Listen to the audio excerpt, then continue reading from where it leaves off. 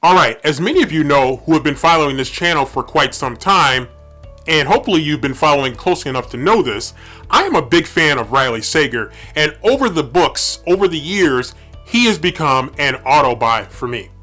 Now, it started for me with his first book, Final Girls, because I really am just kind of intrigued by the whole final girl concept.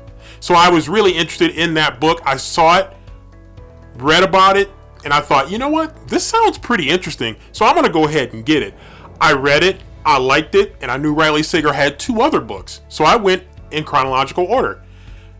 But I really did it also because the second book sounded a little bit more intriguing than the third one, and the second one, The Last Time I Lied, was the book that really solidified Riley Sager as pretty much an auto-buy for me. And then if there was any doubt left in my mind after I read Lock Every Door, it was definitive. Auto-buy Riley Sager. And that led me to Home Before Dark, the most recent Riley Sager book until now.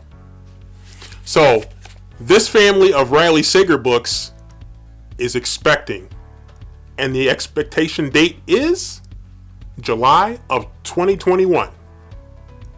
So, the 5th book in the Riley Sager book library is Survive the Night.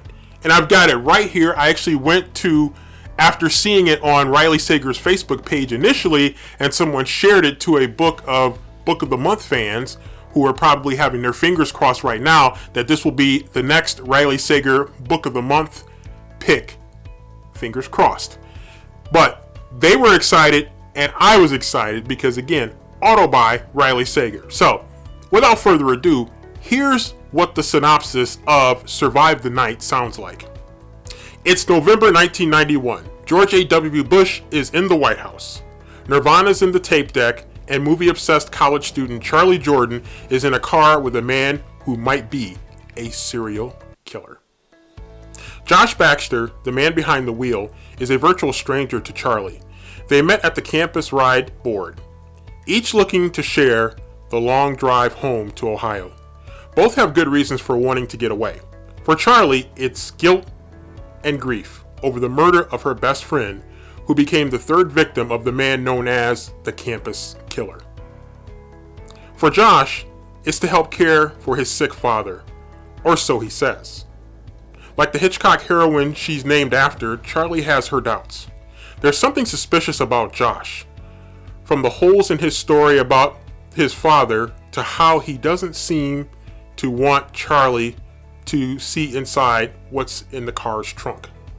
As they travel an empty highway in the dead of night, an increasingly worried Charlie begins to think she's sharing a car with the campus killer. Is Josh truly dangerous, or is Charlie's suspicion merely a figment of her movie-fueled imagination?